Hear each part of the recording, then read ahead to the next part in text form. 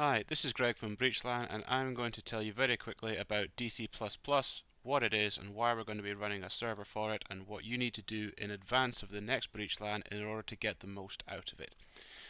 DC stands for Direct Connect. It's a file sharing solution that allows users to connect to a central server known as a hub. Once you've connected, you can search other users' shared files and download them.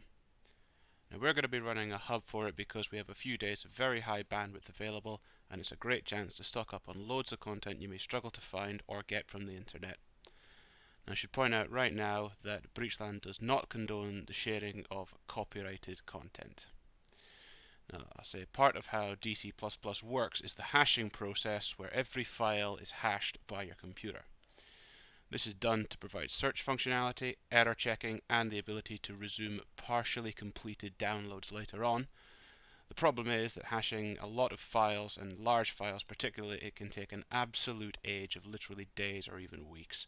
So you should set up your client as soon as possible in order to get the best experience when you're at BreachLAN. So I'm going to show you very quickly how to set it up.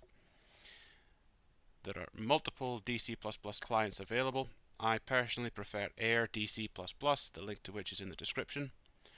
Once you've downloaded the program, install it, run it, and you'll be greeted with the initial settings wizard, which looks something like this. So we're just going to go through this really quickly. Select your preferred language, your nickname, description, and an email address if you want. Like it says, those are optional.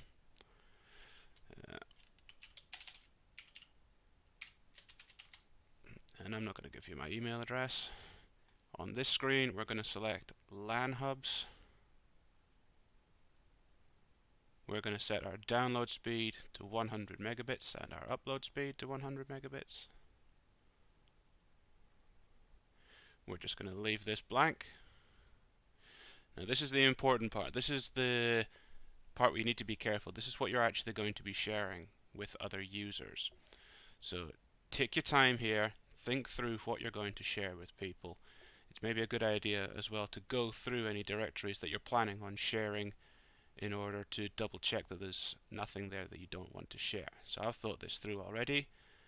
I know that the files I want to share are in my downloads directory, so I've got some operating systems that I'm going to be sharing. They're in their own subfolders. So I'm going to select that.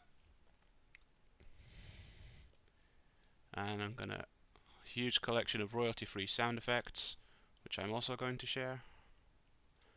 I'm going to share them, and we're going to click finish, and that's it done. So you can see now in the system log it's started the hashing process already, and even this relatively small collection of about 25 gigabytes there is going to take a fair while here. So this is why you need to do it as far in advance as possible. The bigger the content and the bigger the files, the longer this is going to take. But still, we highly recommend it. It's a great way to get some content whilst you're at BreachLAN. Wait for everything to finish here, you're all set. If you want to connect to any internet hubs, that's fine. Go nuts, but obviously this is at your own risk. Thanks for watching. I hope to see you all at BreachLAN.